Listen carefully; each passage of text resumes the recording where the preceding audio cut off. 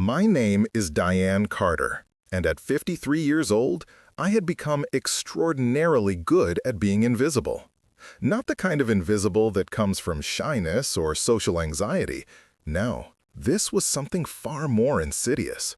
This was the invisibility that settles over a woman like morning fog, so gradually that you don't notice it's happening until one day you realize you've been living in a perpetual twilight for years.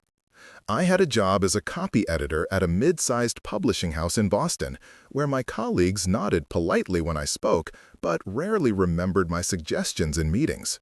I had a ex-husband named Gerald who had traded me in for a yoga instructor with impossible flexibility and even more impossible optimism 3 years prior. I had 2 adult children, Marcus and Lily, who called dutifully on my birthday and Mother's Day, their voices always slightly distracted, always with one foot already out the door of our conversation. But most significantly, I had a best friend named Rebecca. Rebecca Shaw had been my person since we were 7 years old, growing up in adjacent colonial houses in Lexington. We'd shared everything: scraped knees and secret crushes, terrible boyfriends and worse haircuts, the terror of first jobs and the devastation of miscarriages. When Gerald left, it was Rebecca who sat with me through 3 bottles of wine and an entire season of a show we'd already watched twice. When her mother died, I was the one who helped her sort through decades of accumulated belongings, holding her as she sobbed into boxes of Christmas ornaments. We were closer than sisters. We finished each other's sentences. We had 37 years of inside jokes that no one else would ever understand. So when Rebecca called me on a Tuesday evening in March, her voice trembling with a kind of joy I hadn't heard in years, I felt my own heart lift in response. "Di," she said, using the nickname only she was allowed to use. "I have to tell you something, and you're going to think I'm absolutely insane." I settled deeper into my worn armchair, the one Gerald hadn't wanted in the divorce because it was too shabby, which meant it was actually comfortable. Outside my window, Boston was transitioning from winter to something that might eventually become spring, that uncertain season where you never knew if you needed a coat or just a cardigan. "Try me," I said, smiling. "Remember when you decided to become a professional dog walker for exactly 3 days?" She laughed, that wonderful cascading sound that always made me think of wind chimes. "Worse than that. Much worse. Or much better. I honestly can't tell anymore." She took a breath. "I'm getting married." The words hung in the air between us, suspended in the phone line that connected her apartment in Cambridge to my smaller place in Brooklyn. "Married," I repeated slowly. I know. I said I was done with all that. I said men were a waste of expensive dinners and emotional real estate. I said I was going to grow old alone with increasingly expensive cheese and a really good vibrator. But Di, I met someone. Something in my chest constricted slightly, though I couldn't have said why. "Tell me everything." And she did. His name was James Holloway. He was 41, she explained, a landscape architect who had done the redesign of the public garden near her condo. They'd met when her terrier, Dickens, had escaped during a walk and run straight into James' worksite, scattering blueprints and apparently James's very organized world. He'd helped her catch the dog, and they'd ended up talking for 2 hours on a bench overlooking the pond. "He's different, Di," Rebecca said, and I could hear her pacing, could picture her in her apartment with its walls covered in the abstract paintings she created in her spare time. "He's thoughtful. He listens, actually listens, you know? Not that thing men do where they're just waiting for their turn to talk." "And he's gorgeous, but not in that obvious way. It's more subtle. It sneaks up on you." I made the appropriate encouraging sounds, asked the appropriate questions, and when she finally asked, voice suddenly uncertain, "You're happy for me, right?" I said of course I was. Absolutely. This was wonderful news. We talked for another hour. The wedding would be small, she said, intimate, just family and close friends. Late June at a restored barn in Vermont that James had found. Wildflowers and string lights, nothing formal or stuffy. "And Di," she said, her voice softening into something that made my throat tight. "I want you to be my maid of honor. Or matron? What do they call it when we're past 50? My honor attendant? My person who stands next to me because I can't imagine this without her." "I would be honored," I said, and I meant it. I did. When we hung up, I sat in my armchair for a long time, watching the streetlights flicker on one by one. I felt something I couldn't quite name, something that wasn't jealousy exactly, but wasn't entirely joy either. It was more like the sensation of watching a train pull away from a platform while you're still standing on it, realizing you're not going anywhere at all. The next few months passed in a blur of wedding preparations. Rebecca was one of those rare brides who remained genuinely excited without becoming monstrous. No bridezilla tendencies, no unreasonable demands about matching nail polish or weight loss goals. She wanted everything simple and authentic, and she wanted me involved in all of it. I met James for the first time at a wine bar in the South End on a warm evening in April. Rebecca had insisted on a casual dinner, just the three of us, so her two favorite people could get to know each other. I remember walking into that bar, scanning the space until I saw Rebecca waving from a corner table. And next to her sat a man who made something in my carefully constructed world tilt slightly off its axis. James Holloway was not classically handsome. His features were interesting rather than perfect. A strong jaw that was slightly asymmetrical, dark hair that fell across his forehead in a way that suggested he forgot to get it cut, gray-blue eyes that seemed to actually focus on what they were looking at. He wore a simple button-down shirt with the sleeves rolled up, revealing forearms marked with small scars that I would later learn came from years of working with plants and stone. But it wasn't his appearance that unsettled me. It was the way he stood when I approached, with genuine courtesy, not the performative kind. The way he shook my hand with both of his, holding it for just a moment longer than necessary, and said, "Diane, Rebecca talks about you constantly. I feel like I already know you." His voice was low, warm, like dark honey. "All terrible things, I'm sure," I said lightly, slipping into my seat. "On the contrary." He sat back down, his hand immediately finding Rebecca's on the table, their fingers intertwining with the unconscious ease of people who touch each other constantly. "She says you're the most honest person she's ever known, that you tell the truth even when it's uncomfortable." Rebecca laughed. "I said you have absolutely no filter when you've had wine, and I love you for it." "Same thing," James said, smiling, and I found myself smiling back. The evening unfolded with easy conversation. James asked me about my work and actually seemed interested in the answer. He told stories about his projects that revealed both humor and humility. He deferred to Rebecca constantly, checking in with small glances, little touches, the kind of attentive care that suggested he was genuinely enchanted by her. I should have been happy. I was happy. But I was also aware, with an awareness that felt almost painful, of every time James laughed at something I said, every time his eyes met mine across the table. Every time his attention shifted from Rebecca to me, and I felt seen in a way I hadn't felt seen in years. It meant nothing, of course. It was simply the attention of a kind person who was trying to make his fiancé's best friend feel included. That's all it was. That's all it could be. When we said goodnight on the sidewalk, Rebecca hugging me tight and whispering, "Thank you for loving him," in my ear, James shook my hand again, and this time I felt the warmth of his palm against mine like a brand. "I'm really glad we did this," he said. "I hope we'll be friends, Diane." "Of course," I heard myself say.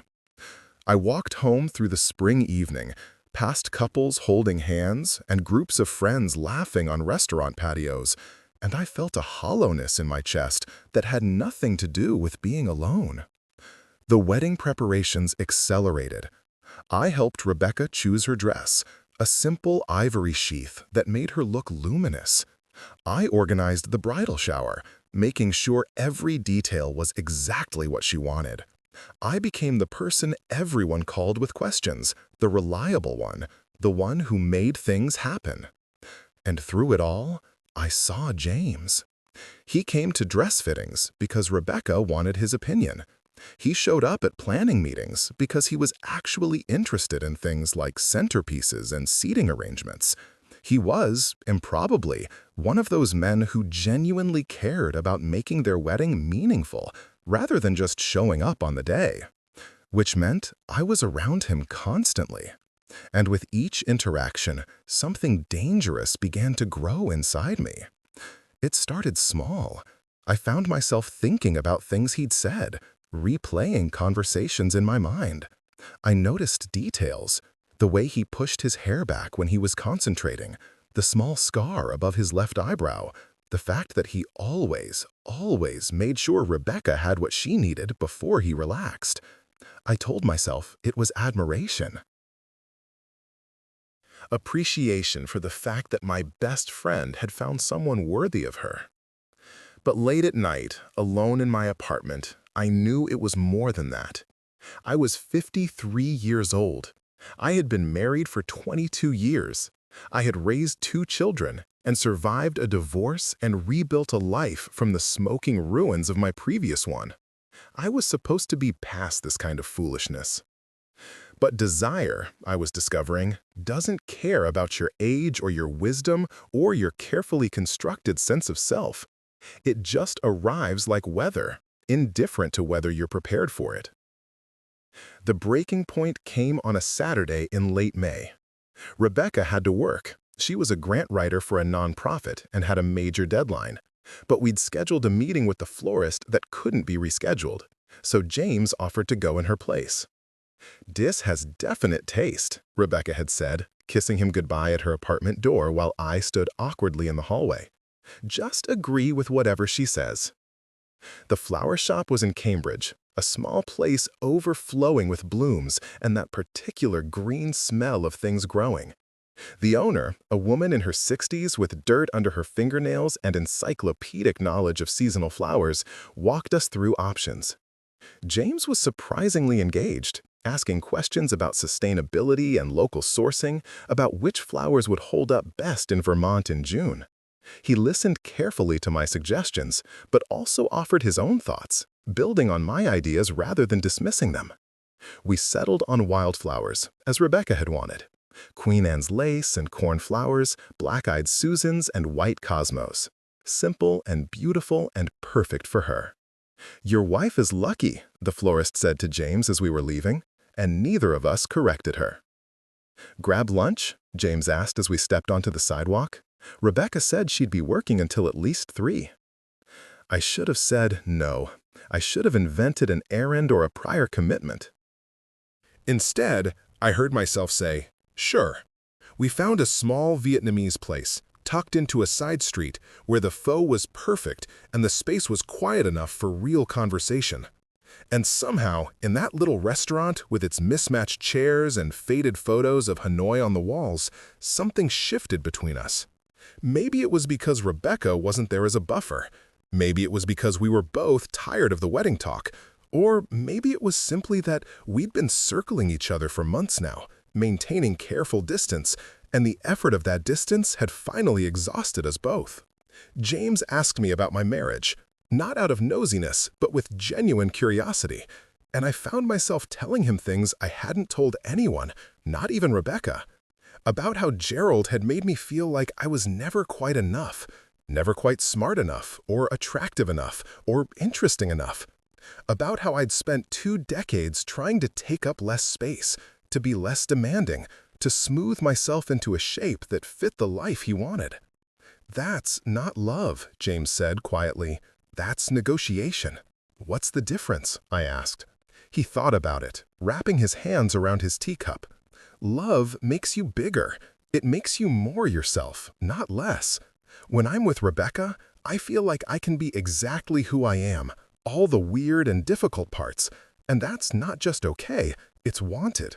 He looked at me directly. You should have had that. The way he said it, with such certainty, such conviction that I deserved better than what I'd had, something in my chest cracked open. Rebecca's lucky, I said, my voice not quite steady. I'm the lucky one, he said. Then, after a pause, though she's lucky to have you. She talks about you the way people talk about finding their soulmate.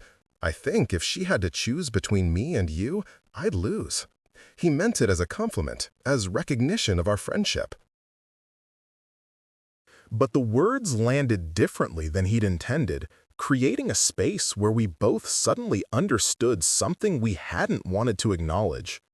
There was a moment, just a heartbeat really, where our eyes met across the table, and I saw something in his expression that made my breath catch. Recognition, awareness, the faintest shadow of what if. Then he looked away, signaling for the check, and the moment passed. But it had existed, and we both knew it. We walked back toward the tea station in silence. It was one of those perfect late spring days, where the sun was warm, but the air still held a hint of coolness, and the whole city seemed to be blooming at once.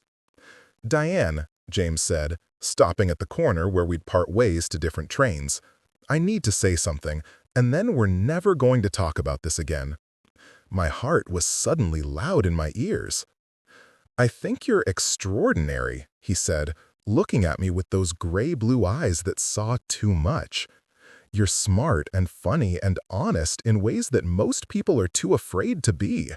And if circumstances were different, if I'd met you first, or in another life, or—" He shook his head. "But circumstances aren't different. I'm marrying Rebecca in 5 weeks, and she's wonderful, and I love her, and that's not going to change." "I know," I whispered. "But I need you to know that I see you," he continued, "that you're not invisible, Diane, not to me.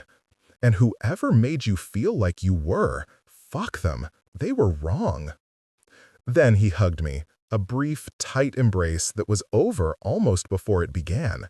And when he pulled back, his expression was carefully neutral, friendly, the moment sealed and locked away. "I'll see you at the rehearsal dinner," he said. I watched him walk away, toward his train, his hands in his pockets, his shoulders set with the posture of a man who had said what needed to be said and would now move forward with integrity intact. And I stood there on that Cambridge street corner in the spring sunshine at 53 years old and realized I was in love with my best friend's fiancé. The next few weeks were an exercise in slow torture. I threw myself into the final wedding preparations with almost manic energy. I confirmed vendors and managed the guest list and helped Rebecca's elderly aunt arrange her travel from Florida. I stayed busy because staying busy meant I didn't have to think, didn't have to feel. But at night, alone in my apartment, I couldn't escape it. I would lie in bed staring at my ceiling and feel shame wash over me in waves. What kind of person falls in love with her best friend's fiancé? What kind of woman betrays 37 years of friendship for a man she barely knows? What kind of pathetic, middle-aged cliché mistakes kindness for connection and attention for love? I considered backing out, inventing an illness or a family emergency. Anything to avoid having to stand next to Rebecca while she married James. Having to smile and celebrate and pretend my heart wasn't breaking with every word of those vows. But that would hurt Rebecca, and despite everything, despite this terrible, selfish thing growing inside me, I couldn't hurt her. So I made a decision. I would get through the wedding. I would be the perfect maid of honor, and then I would slowly, carefully begin to distance myself. Not suddenly, nothing that would alarm Rebecca or make her ask questions. Just gradually, over time, until we were the kind of friends who saw each other a few times a year instead of a few times a week. It would hurt, but it was necessary. I avoided James entirely in those final weeks. When he was at Rebecca's apartment, I found reasons to not be there. When he called to thank me for something wedding-related, I kept the conversations brief and practical. If he noticed, he didn't comment. And then, suddenly, it was the rehearsal dinner. The restaurant was a beautiful place in the North End, all exposed brick and candlelight, with long tables set for 40 people. I arrived early to help set up, wearing a navy dress that Rebecca had helped me choose months ago, when this whole thing had still felt manageable. Rebecca looked radiant. There's no other word for it. She wore a simple white sundress, her hair loose around her shoulders, and she was glowing with the kind of happiness that seems to emanate from inside, lighting up everything around it. "Di," she called when she saw me, pulling me into a tight hug. "Thank God you're here. James's mother is driving me slightly insane with her opinions about the processional music, and I need you to run interference." "On it," I said, grateful for a concrete task. The evening unfolded around me like a play I was watching rather than participating in. I managed logistics, smoothed over small tensions, made sure everyone had drinks and felt welcome. I gave a toast that made people laugh and cry in equal measure, celebrating Rebecca's joy while carefully avoiding looking at James. But I couldn't avoid him forever. Late in the evening, when dinner was over and people were mingling, James found me on the restaurant's small balcony where I'd escaped for air. "You've been avoiding me," he said without preamble. "I've been busy." "Diane." He said my name like a question. I turned to face him, this man who should have been nothing to me, who should have been simply my friend's husband-to-be, and I felt the full weight of what I was losing. Not him. I'd never had him to lose, but the ease of our friendship, the possibility of knowing him better, watching him and Rebecca build a life together without this terrible complication between us. "Tomorrow, you're getting married," I said, "to my best friend, to someone I love more than almost anyone in the world.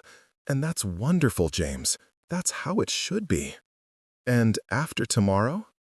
"After tomorrow, you'll be Rebecca's husband. And I'll be her friend, and that's what we'll be." He studied me for a long moment, and I wondered what he saw. A 53-year-old woman in a navy dress, tired from weeks of preparation, trying very hard to hold herself together. He started, then stopped. "Don't," I said softly. "Please don't." He nodded, understanding. Then, so quietly, I almost didn't hear it, "I'll miss this.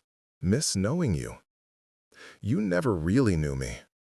"I think I did," he said. "Better than you think." Then Rebecca called his name from inside, needing him for something, and he went, as he should, as he always would. I stayed on the balcony alone, looking out over the North End's narrow streets, and I cried quietly in the darkness. Not dramatic, gasping sobs, just silent tears that I wiped away before going back inside to continue playing my part. The wedding day dawned absurdly perfect.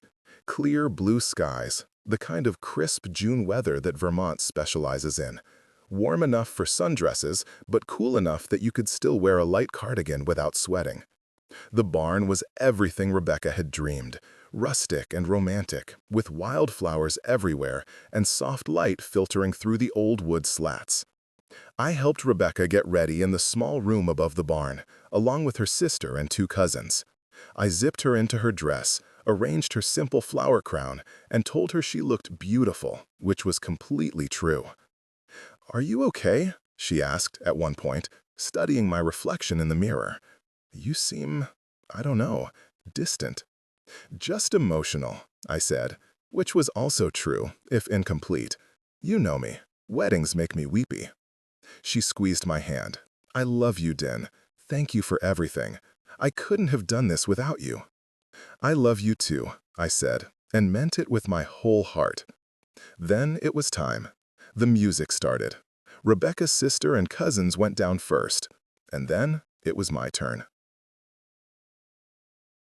I walked down that makeshift aisle between rows of wooden chairs, past smiling faces of people I knew and strangers I didn't, and I kept my eyes carefully forward until I reached the front and turned to take my place. That's when I finally let myself look at James. He stood under an arch woven with the same wildflowers we'd chosen that day in Cambridge: Queen Anne's lace and cornflowers, black-eyed Susans, and white cosmos.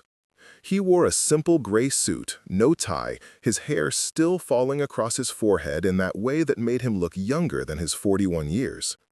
And when his eyes met mine, just for a second, I saw everything I'd been trying to ignore: the awareness, the regret, the recognition of this impossible thing between us that could never be anything more than this moment of silent acknowledgement.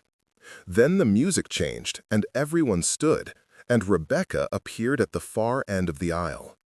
I watched James's face as he saw her, the way his expression transformed into pure joy, pure love, pure certainty.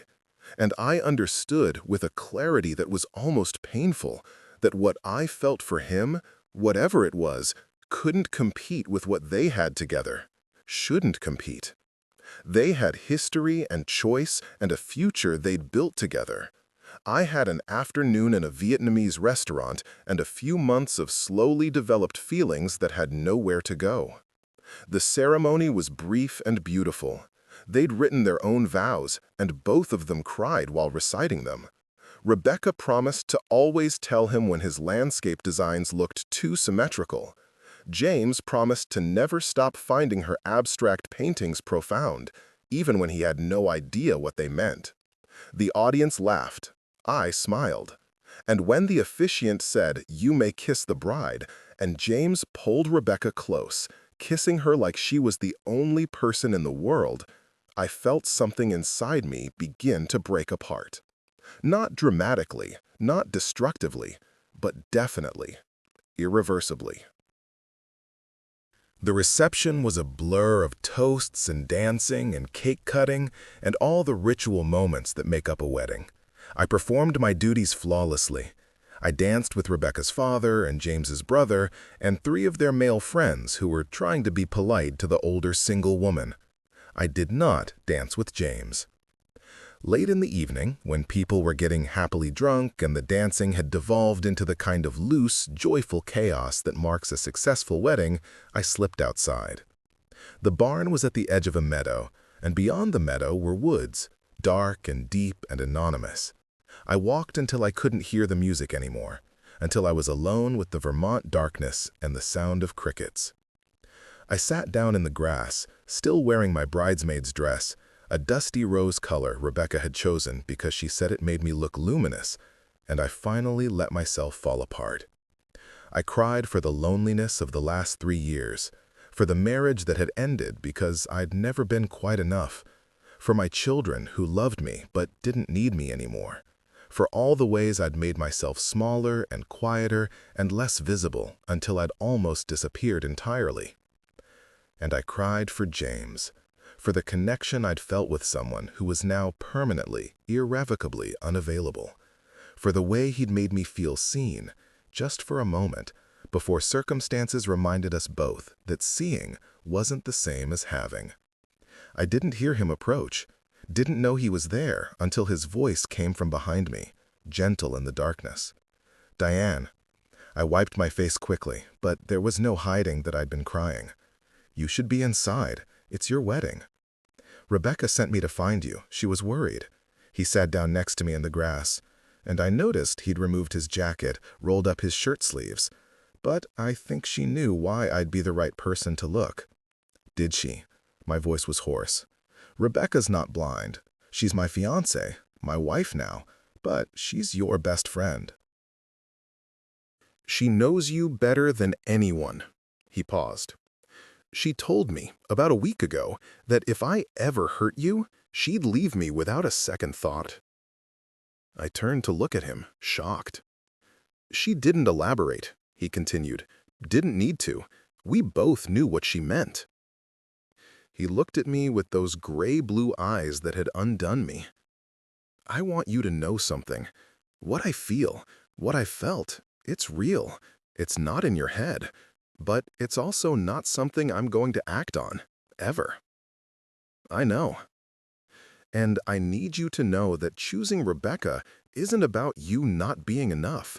It's about her being my choice before I even knew there could be another one. His voice was rough, honest. You're extraordinary, Diane, but she's my person. Do you understand? Yes, I whispered. We sat there in silence for a while, two people acknowledging the thing that couldn't happen, wouldn't happen, but that existed nonetheless. What do we do now? I finally asked. We go back inside, James said. I dance with my wife. You dance with people who are terrible dancers but mean well. And tomorrow, Rebecca and I go on our honeymoon, and you go back to Boston, and life continues. And the three of us? I don't know, he admitted. Maybe we figure out how to be friends. Maybe you need distance from us for a while. Whatever you need, Diane. But you can't disappear. Rebecca wouldn't survive losing you. She has you now. We're not interchangeable, he said firmly. She needs both of us, just in different ways. He stood up, offering me his hand. I took it, and he pulled me to my feet. For a moment, we stood there, hands still connected, and I felt the full weight of goodbye in that touch. Thank you, I said, though I wasn't entirely sure what I was thanking him for. For what? For seeing me, even if it couldn't mean anything. His hand tightened on mine, then he let go. We walked back to the barn together, toward the light and music and celebration. Before we went inside, he stopped me one last time. Diane, promise me something. What? Don't let this make you invisible again. Don't let what happened between us, or didn't happen, convince you that you're not worth seeing. I'll try, I said. No, he said firmly. Promise. I promise. Then we went inside, and I watched him cross the barn to Rebecca, who was laughing with her cousins, her flower crown slightly askew. He whispered something in her ear, and she turned to look at me, concern crossing her face. I smiled at her, a real smile, and gave her a small wave. She relaxed, blowing me a kiss across the crowded barn. I caught it, tucked it against my heart, and began the long process of learning how to let go. The weeks after the wedding were the hardest of my life. I went back to Boston, to my apartment that had never felt more empty, to my job where I was still competent but invisible, to my life that stretched ahead of me like a desert I'd have to cross alone. Rebecca and James honeymooned in Portugal for 2 weeks. She sent me photos, sun-drenched beaches, ancient architecture, the two of them laughing over wine at outdoor cafes. Each image was a small knife, not because I begrudged them their happiness, but because each one reminded me of what I didn't have, what I'd never had. I didn't respond much, just heart emojis and brief, so beautiful messages. Rebecca, attuned to my rhythms after decades of friendship, knew something was wrong. When she returned, she immediately suggested getting together. Coffee, she said, just us. She needed to tell me everything about the trip. I made excuses. Work was crazy, I was coming down with something. Maybe next week. Next week turned into the week after, then the week after that. I was pulling away, and we both knew it, but I didn't know how to stop. Every time I thought about seeing them, sitting in their presence as a couple, watching them touch and laugh and exist in that exclusive world that couples inhabit, something in me shut down. I started declining invitations, stopped initiating contact. Retreated into my work and my empty apartment and the small, circumscribed life I'd built after Gerald left.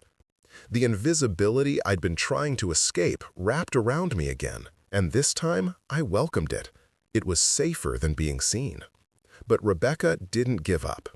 She showed up at my apartment on a Sunday in late August, unannounced, with bagels and that particular expression that meant she wasn't leaving until we talked. "Let me in," she said when I opened the door, "or I'm having this conversation in the hallway where Mrs. Patterson can hear every word." I let her in. We sat at my kitchen table, the one I'd bought after the divorce, because Gerald had taken our nice dining set. And Rebecca looked at me with the directness that had always been her superpower. "Talk to me," she said, "and don't tell me you're fine or busy or tired. Tell me what's actually happening." I wanted to lie, wanted to deflect, to protect her from this ugly thing I'd been harboring.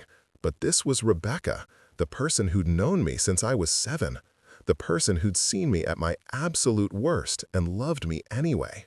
"I can't be around you right now," I said quietly. "You and James."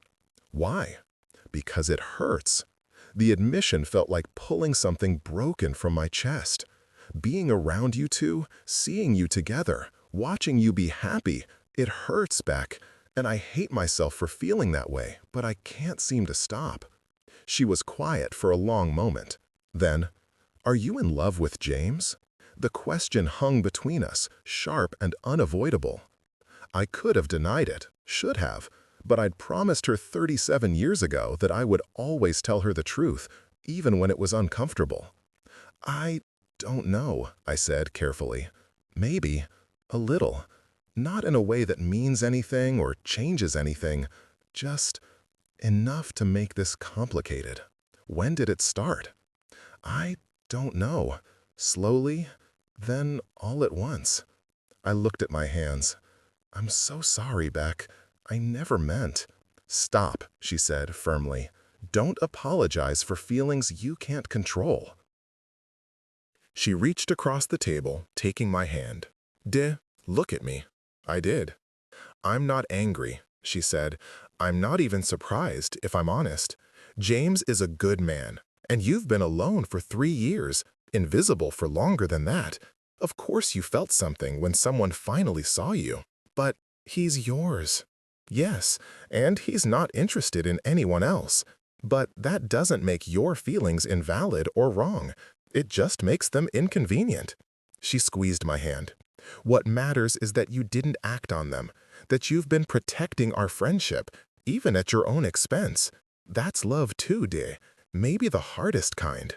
I felt tears start to fall, couldn't stop them. "I miss you. I miss us. But I don't know how to be around you without feeling like I'm breaking apart." "Then we take a break," Rebecca said simply. "Not forever, just until you figure out how to be okay again. I'd rather have you back eventually than lose you permanently because we forced it too soon. You're too good to me. I'm exactly good enough for you, which is very good indeed." She smiled. "But dear, you need to promise me something." "What?" "That you're not going to disappear into this. That you're going to actually deal with what's happening instead of just going numb again." She leaned forward, intense. "You've spent years making yourself smaller. Your marriage to Gerald, your job, the way you move through the world like you're afraid of taking up space. And I can't watch you do that anymore. I don't know how to be different." "Then learn," she said fiercely. "You're 53, not dead. You have decades ahead of you, and you deserve more than this half-life you've been living." After she left, I sat at my kitchen table for hours, turning her words over in my mind. "You deserve more." Did I? It didn't feel that way. It felt like I'd already had my chance at more and squandered it somewhere along the way. But maybe Rebecca was right. Maybe I had been disappearing. And maybe it was time to stop. The descent, when it came, wasn't dramatic. There was no breakdown, no crisis moment. Just a slow, steady sinking into a gray space where nothing mattered very much and everything felt very far away. I went to work, came home, ate things that barely required preparation, watched television without really seeing it, slept badly. My children called, and I told them I was fine. My colleagues asked if I was okay, and I smiled and said of course. The world continued spinning, and I continued existing on its surface, barely touching it. But something was happening underneath, something I couldn't have articulated if asked. I was tired of being invisible. I was tired of making myself small. I was tired of feeling like a ghost in my own life. And somewhere in that gray space, in the midst of that exhausted surrender, a small spark of anger began to glow. It started with Gerald. I would lie in bed at night, unable to sleep, and think about all the ways I'd accommodated him. The career opportunities I'd turned down because they would have required moving. The friendships I'd let fade because he found my friends boring. The parts of myself I'd filed down and smoothed over until I fit the shape of the wife he wanted. Then the anger expanded to include my job. 20 years at the same publishing house, and I was still being talked over in meetings. Still having my suggestions attributed to younger male colleagues. Still being paid less than people with half my experience. And finally, most dangerously, I got angry at myself. For being complicit. For agreeing to my own erasure. For believing that making myself less was the price of being loved. The anger felt good. It felt clean and sharp and alive in a way I hadn't felt alive in years. One night in early October, I was lying in bed staring at my ceiling when a memory surfaced. I was 23. I'd just graduated with a degree in English literature.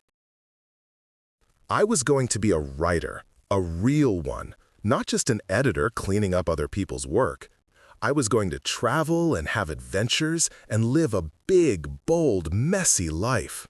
What happened to that girl? I knew what happened. Life happened. Gerald happened. Children happened. Responsibilities and mortgages and the slow accumulation of choices that add up to a life you didn't quite mean to build. But that girl was still in there somewhere, buried under years of accommodation and compromise maybe, forgotten, certainly, but not gone. What would she do right now? The answer came immediately. She'd get the hell up and do something. So I did. I got out of bed at 11 o'clock at night, walked to my computer, and started researching. MFA programs in creative writing, writer's residencies, freelance editing opportunities that would let me work remotely, travel destinations for solo female travelers over 50. I made lists. I created spreadsheets. I fell down internet rabbit holes and emerged hours later with a notebook full of possibilities. And when I finally went back to bed as the sun was coming up, I felt something I hadn't felt in months. Hope. The next morning, I called in sick to work, actually sick for the first time in 5 years. Then I took myself out to breakfast at a cafe I'd always wanted to try, but had never gone to because Gerald had thought it looked too precious. It was perfect. Perfectly precious, with its mismatched furniture and walls covered in local art and coffee that was genuinely excellent. I sat there with my notebook and my ideas, and I started planning. Not a dramatic life change, not running away to Italy or quitting my job without a safety net. Just small steps toward becoming more visible. To myself, if no one else. I was going to apply to 3 creative writing workshops. I was going to update my freelance editing profiles and actually pursue clients. I was going to take that trip to Ireland I'd been talking about for a decade. And I was going to start wearing colors other than black, gray, and navy. It sounds trivial, that last one, but it felt revolutionary. Gerald had always said bright colors washed me out, made me look older, so I'd stopped wearing them. But I was 53. I loved 53, and maybe it was time to stop apologizing for that. I went shopping that afternoon, to a boutique in the South End where everything was slightly too expensive and definitely too bold for my usual aesthetic. A saleswoman in her 60s with magnificent silver hair helped me try on things I would never have chosen for myself. Emerald green, deep burgundy, a brilliant cobalt blue that made my eyes look electric. "This," she said when I came out of the dressing room in the blue dress, "is your color.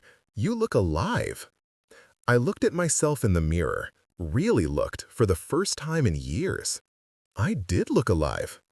I bought the dress, and 3 others, and a scarf that was covered in a pattern of enormous peonies. When I got home, I went through my closet and pulled out everything that made me feel invisible. The drab cardigans, the shapeless work pants, the safe, neutral pieces I'd been hiding in. I bagged them all up and drove them to a donation center that afternoon. It felt like shedding skin. The workshops started in November. One was a 6-week course on memoir writing. Another focused on short fiction. The third was a weekend intensive on finding your authentic voice. I was the oldest person in all of them. But I was also, I realized slowly, the most interesting. Because I actually had things to write about. A failed marriage, children I'd raised, decades of living and losing and learning. The younger writers were talented, certainly, but they were writing about potential heartbreak. I was writing from the wreckage. My instructor in the memoir workshop, a woman named Judith who was 68 and had published 4 books, pulled me aside after the 3rd class. "You're holding back," she said. "What do you mean?" "Your writing is good, technically proficient, but you're being careful, polite, like you're afraid of offending someone." She looked at me intently. "Who are you protecting?" The question rattled around in my head for days. Who was I protecting? Gerald? He didn't care what I wrote. My children? They were adults with their own lives. Rebecca? She'd told me to figure out how to be okay again. I was protecting myself, I realized, from judgment, from visibility, from the vulnerability of being truly seen.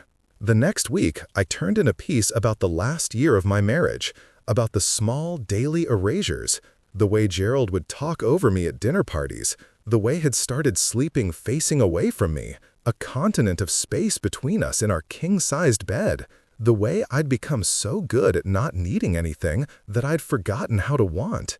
It was raw, honest, uncomfortably real. Judith read it aloud to the class, something she did with pieces she thought were particularly strong. When she finished, there was silence. Then a woman in her early 30s said quietly, "Thank you for writing that." Others nodded. One woman was crying. And I understood suddenly that my story, my small, ordinary, unremarkable story of becoming invisible, mattered to someone other than me. That maybe I'd spent so many years being invisible because I thought I had to earn the right to be seen. And maybe that was backwards. Maybe I'd always been worth seeing. I'd just forgotten how to let people look. Christmas came and went. I spent it with Marcus and Lily, my children, at Lily's apartment in Somerville. They seemed surprised by how much I'd changed. The bright red sweater I wore, the fact that I was actually talking about future plans instead of just agreeing with whatever they suggested. "Mom, are you okay?" Marcus asked, only half joking. "I'm better than okay," I said. "I'm becoming myself again." He looked confused, but Lily, who'd always been the more perceptive of my 2 children, smiled. "Good," she said simply. I saw Rebecca twice during those months. Both times were brief. Coffee, just the 2 of us. She told me about married life, about the house she and James were renovating. I told her about my writing workshops, about the piece I was working on that might actually be good enough to submit somewhere. It wasn't the same as it had been before, that easy, constant companionship we'd had for decades. But it was something, and something was better than nothing. She didn't push, didn't ask when I'd be ready to hang out with her and James together. Just accepted where I was and loved me anyway. That's real friendship, I thought. Not just the showing up when things are easy, but the waiting patiently when they're not. In February, I did something I'd been thinking about for months. I booked a trip to Ireland. 3 weeks, solo. I'd never traveled alone before, had barely traveled at all after the divorce, too afraid of being lonely in new places. But I wasn't afraid anymore. Or rather, I was afraid, but I was doing it anyway. The trip was exactly what I needed. I stayed in small B&Bs, where Irish women my age treated me like a friend immediately. I walked along cliffs in Galway. I toured ancient castles. I sat in pubs, listening to traditional music, drinking Guinness that actually tasted better than it did in the States. And everywhere I went, I talked to people. Not the safe, superficial conversation I'd been defaulting to for years. Real conversation. About their lives, my life, the things that mattered, and the things that were trivial but delightful. In a cafe in Dublin, I met a woman named Ophi who was 59 and had just left her husband after 30 years. Woke up one morning, she said, stirring sugar into her tea, and realized I'd spent 30 decades making his life comfortable, and I couldn't remember the last time I'd done something for myself. So I left. How does that feel? I asked. Terrifying, she admitted. Then she smiled, bright and fierce, also bloody brilliant. We laughed together, two middle-aged women choosing themselves, finally, after years of choosing everyone else first. On my last night in Ireland, I stood on a beach in County Clare as the sun set over the Atlantic. The wind was wild, pulling at my hair and my coat, and the sky was doing that thing Irish skies do, cycling through 6 different weather patterns in the span of 10 minutes. I felt fully, completely alive. Not because I'd fallen in love or achieved some great success, not because I'd gotten revenge or proved something to anyone who doubted me, just because I was there, present, taking up space in the world without apologizing for it. I pulled out my phone and took a photo. Not of the sunset, everyone has sunset photos. Of myself, wind-whipped and grinning, the ocean behind me. I texted it to Rebecca with a simple message, "I think I'm okay now." She responded immediately, "You look happy. I'm so proud of you." Then, a moment later, "Come to dinner when you're back? You, me, and James. No pressure if you're not ready, but I miss you." I looked at the message for a long time, felt my stomach clench with the old fear, the old pain. Then I typed, "I'd love to." Because Rebecca was right, I deserved more than a half-life. And more included having my best friend back, even if it meant occasionally being around a man who'd briefly made me feel seen. I could handle it. I was strong enough now. The dinner was in late March, at their house, a Victorian in Jamaica Plain that they'd been slowly renovating. James opened the door when I arrived, and for the first time in months, I looked at him without my heart constricting. He was handsome, kind. He'd made me feel visible at a time when I desperately needed it. But he wasn't mine, had never been mine, and I was okay with that. "Diane," he said, and his smile was genuine, warm, but not weighted with anything more than friendship. "It's really good to see you. You too." Rebecca appeared behind him, pulling me into a hug that lasted long enough that I knew how much she'd missed me. The evening was easy, easier than I'd expected. We cooked together, Rebecca handling the pasta, James making his apparently famous Caesar salad, me in charge of dessert. We drank wine and laughed and talked about everything and nothing. They told me about the house renovations, about James' new project designing a community garden in Dorchester.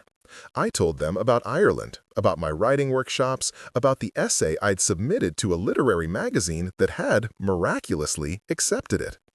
"Di, that's incredible!" Rebecca exclaimed. "What's it about?" "Becoming invisible," I said, and then deciding to be visible again.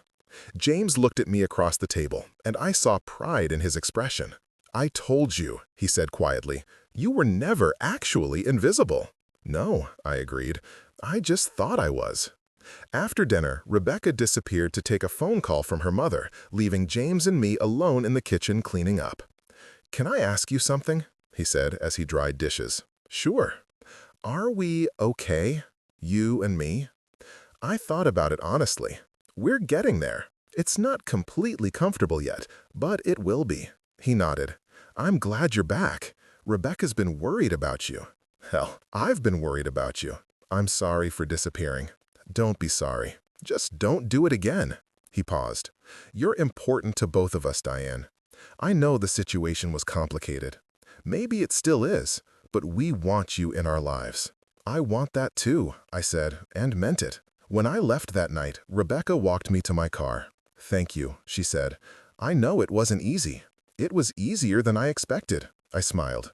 You're good together. You and James. Really good. We are. She hesitated. But I need my best friend too. I need you. You have me, I said. Not the same way as before. Not yet. But you have me. She hugged me again, and this time when I drove away, I didn't feel like I was leaving something behind. I felt like I was moving forward. Spring bloomed into summer.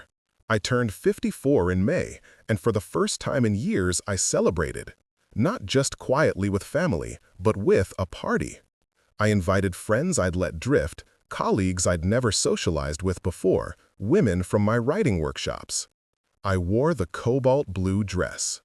Rebecca and James came, bringing an expensive bottle of wine and a first edition of a book by my favorite poet. They stayed for hours, talking and laughing with my other friends, and it felt natural having them there. Part of my life, but not the center of it. I had other centers now. In June, I gave notice at the publishing house. Not to retire, but to go freelance. I'd built up enough clients through my updated profiles that I could make it work. And I wanted the freedom to write, to travel, to build my schedule around my life instead of the other way around. My boss seemed shocked. "But you've been here 20 years," he said. "Exactly," I replied. I spent the summer writing, not just editing other people's work, but creating my own. Essays about aging and visibility, about desire at 54, about the surprising ways we become ourselves. Some were rejected, many were rejected, but some were accepted, appearing in small literary magazines and online journals. Each publication felt like a victory, like proof that I had something worth saying. In August, something unexpected happened. I met someone. His name was Robert, and he was a 60-year-old architect who'd recently moved to Boston from San Francisco. We met at a reading. I was one of the essayists reading from our work, and he was in the audience. Afterward, he approached me at the reception. "Your essay," he said, "about becoming invisible and choosing visibility, it reminded me of something James Baldwin wrote." We talked for 2 hours about books and architecture and the way cities shape the people who live in them. He was smart and curious and had silver hair that he wore slightly too long. When he asked for my number, I gave it to him without hesitation. We started dating, though calling it dating felt strange at our age. It was more like exploring, seeing if we fit. And we did, surprisingly well. Robert had been married twice, had 3 adult children scattered across the country, and wasn't looking for anything too serious. He liked his independence. So did I. But we enjoyed each other's company. We went to museums and tried new restaurants and had sex that was better than I'd expected at 54. Not because it was athletic or adventurous, but because it was comfortable and genuine, and we actually talked to each other. "You're different," he said one night as we lay in his bed, windows open to the summer air. "Different how?" "Present. A lot of people our age are just going through the motions, but you seem like you're actually living." "I'm learning how," I admitted. When I told Rebecca about Robert, she was delighted. "Dee, that's wonderful. Tell me everything. What does he look like? What does he do? Is he good to you?" We were having coffee at our regular place, the cafe we'd been going to for 15 years. It felt good to be back in this rhythm with her. "He's kind," I said, "and interesting. And he doesn't make me feel like I need to be smaller to fit into his life." "That's what you deserve," she said firmly. I know that now. She reached across the table, squeezing my hand. "I'm so happy for you. Genuinely." "I'm happy for me too." The reckoning, when it came, was anticlimactic in the best possible way. I ran into Gerald, my ex-husband, at a bookstore in Harvard Square on a rainy afternoon in September. I was browsing the poetry section when I heard his voice behind me. "Diane?" I turned, and there he was. Still handsome in that polished, generic way, still wearing the kind of expensive, casual clothes that signal success without seeming to try. The yoga instructor wasn't with him. "Gerald," I said evenly. "I barely recognized you," he said, and it didn't sound like a compliment. "You look different." I knew what he meant. I was wearing burgundy, a color he'd said made me look washed out. My hair was longer, grayer than he'd ever seen it, because I'd stopped coloring it religiously. I looked like myself. "I'm happier," I said simply. "I heard you quit your job. That seems risky at your age."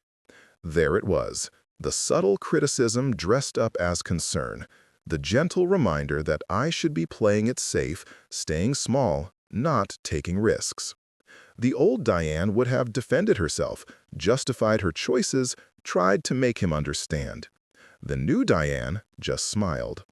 "I'm doing really well, actually. Freelancing is going great. I sold an essay to a major magazine last month, and I'm seeing someone." "Oh," he said, and I saw something flicker across his face. Surprise, maybe regret. That's good. It is good. I picked up the book I'd been considering. I should get going. "It was nice seeing you, Gerald."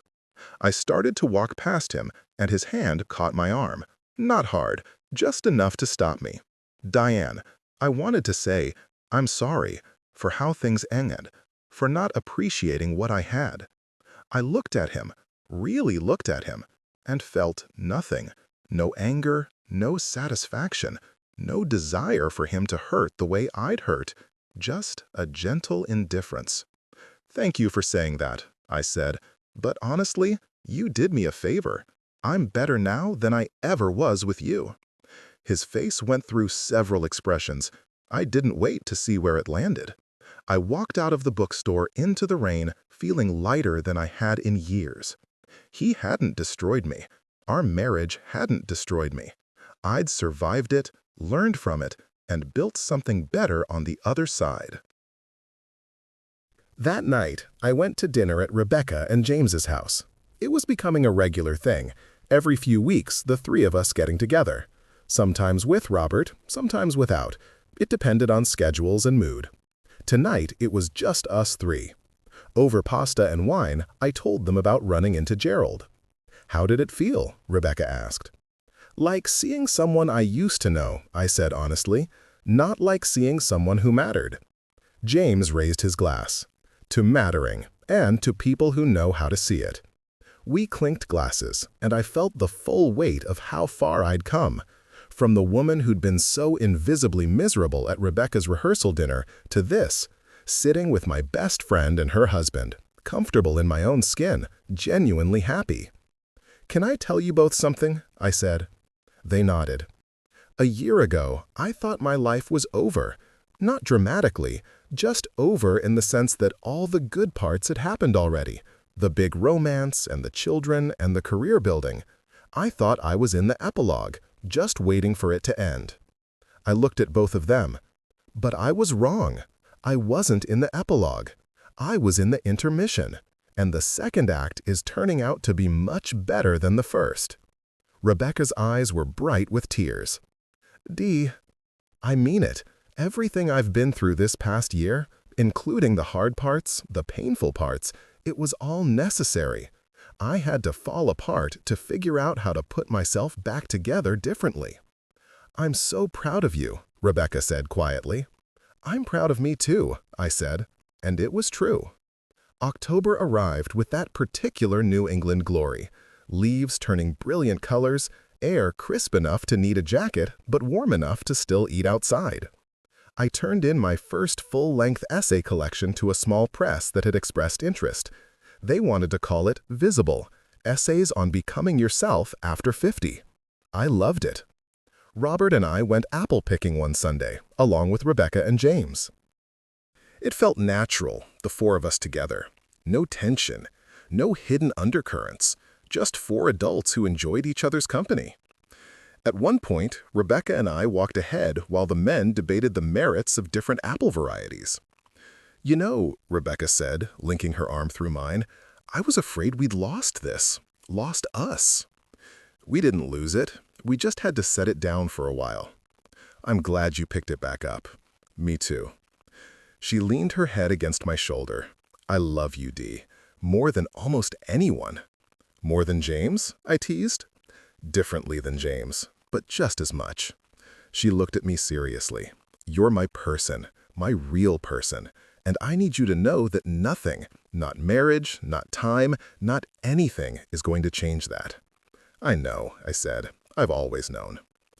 That evening, back at my apartment, Robert making dinner in my kitchen while I worked on edits, I had a moment of pure contentment. This wasn't the life I'd imagined for myself at 23. It wasn't even the life I'd had at 43, when I was still married to Gerald and trying so hard to be enough. This was something else entirely, something I'd had to build from scratch after everything else fell apart. But it was mine, completely mine. I looked at my reflection in the window, a 54-year-old woman with graying hair and laugh lines, wearing a dress the color of garnets, working on a book of essays about visibility. I smiled at her. She smiled back, and for the first time in longer than I could remember, I recognized who I was looking at.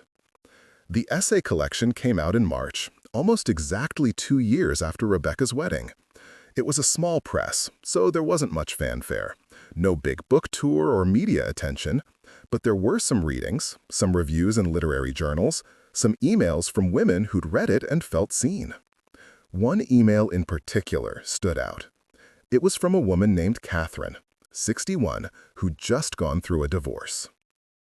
She wrote about reading my essay about Gerald, about the slow erosion of self in a marriage where you're always accommodating, and seeing her own life reflected back at her. I thought I was alone, she wrote. I thought something was wrong with me for not being able to make it work. But your essay made me realize that sometimes the bravest thing you can do is admit that you've been disappearing and decide to stop. Thank you for writing about this. Thank you for being visible so I could learn how to be visible too. I cried when I read it. Because that's what I'd wanted all along, wasn't it? Not fame or success or validation from the world, just to matter to someone, to have my story, my small, ordinary story, help someone else feel less alone. The book launch was at a bookstore in Cambridge, the same one where I'd run into Gerald. Rebecca and James came, of course. So did Robert. My children flew in, Marcus from Chicago, Lily from New York, which surprised and delighted me. I read from the title essay about becoming invisible and choosing visibility, about the moment on that beach in Ireland when I decided I was done apologizing for taking up space. The audience was mostly women over 40. I saw them nodding, recognizing themselves in my words. After the reading, during the signing, an older woman, maybe 70, approached my table. I wish I'd had this book 30 years ago, she said. Maybe I would have learned these lessons sooner. Or maybe, I said gently, you needed those 30 years to get here. We learn when we're ready to learn. She smiled. Wise words. Not wise, just earned.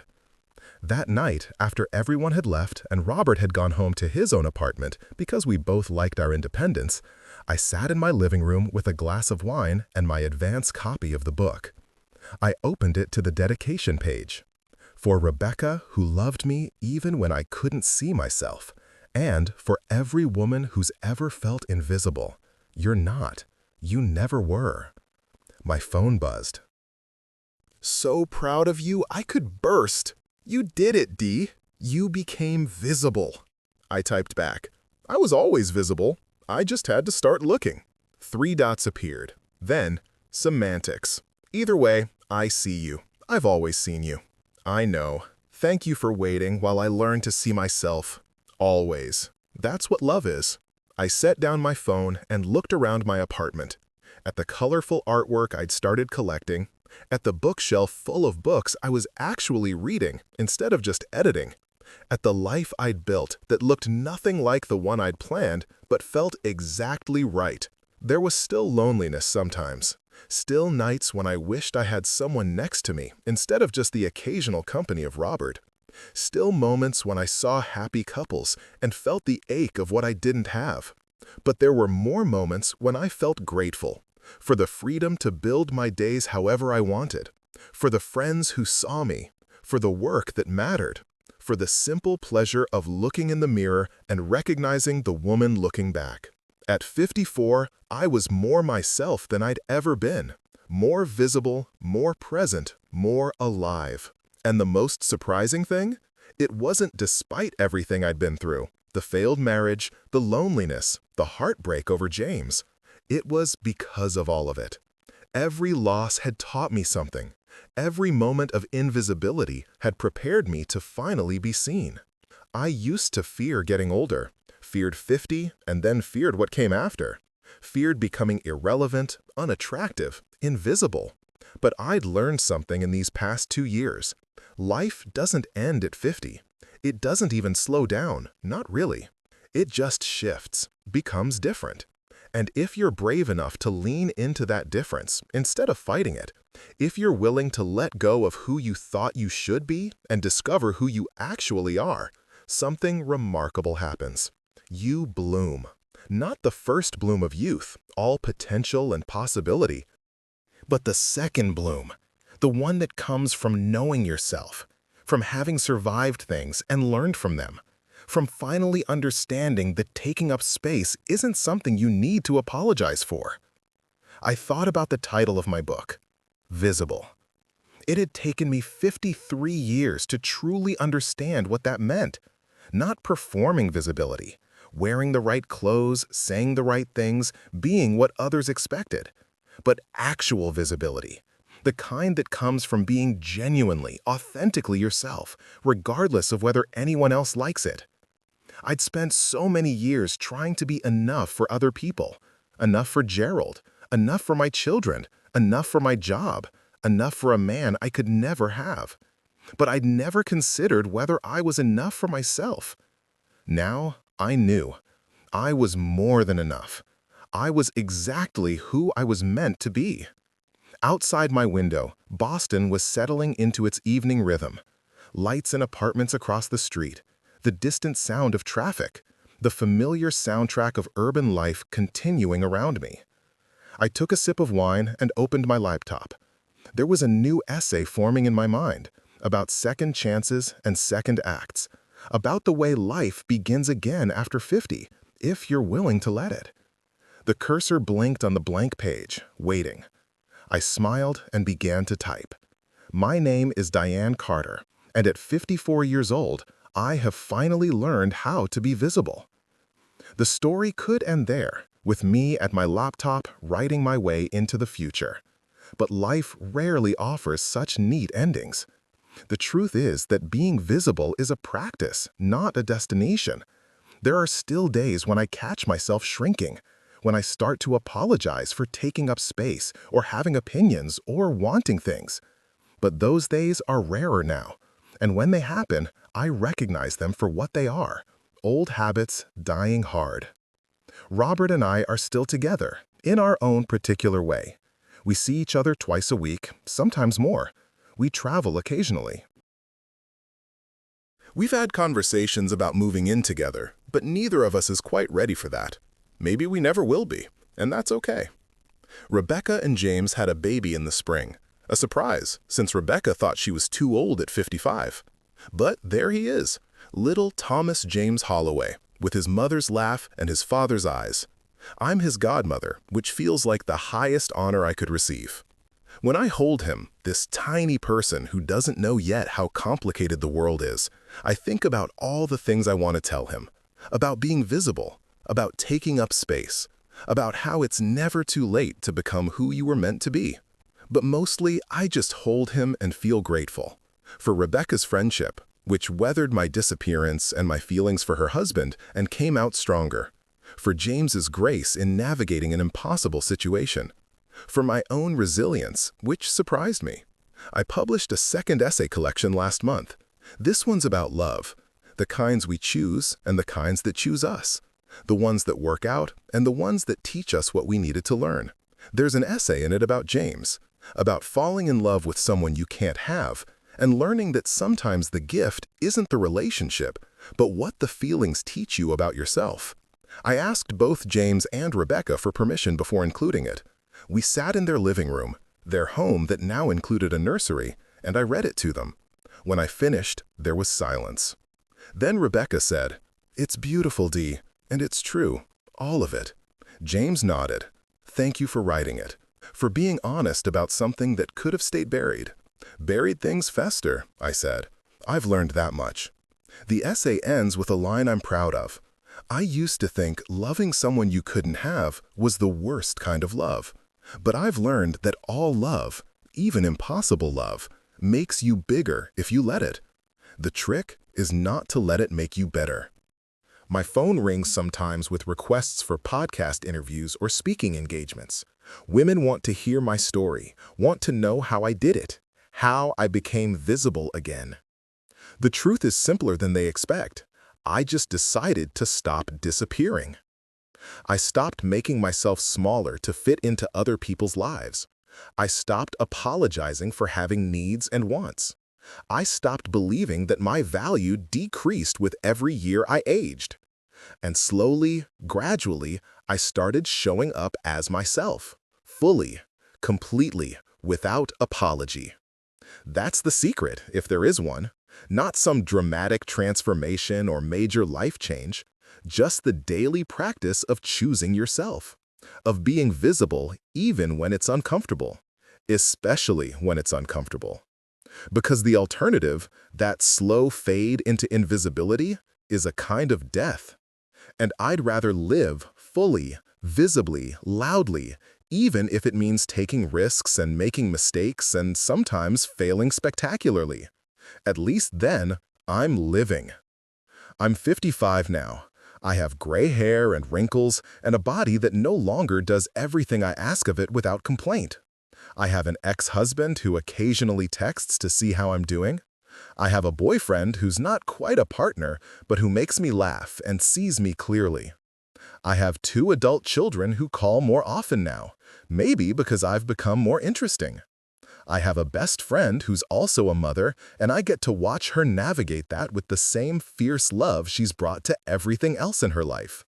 And I have this, my work, my words, my visibility. On good days, I look in the mirror and like what I see. On bad days, I look and see all my flaws. But even on bad days, I don't disappear. I used to fear the mirror, used to avoid it actually, getting dressed without looking too closely, moving through my home without catching my reflection. Now, it's my favorite place. Not because I think I'm beautiful, though some days I do, but because when I look in the mirror now, I recognize the woman looking back at me. She's been divorced and heartbroken. She's fallen in love with the wrong person and survived it. She's raised children and changed careers and traveled alone. She's written things that mattered to people other than herself. She's lived. And she's still here, still going, still becoming. That woman, tired and flawed and gloriously, defiantly visible, is me. And I'm not done yet. Not even close.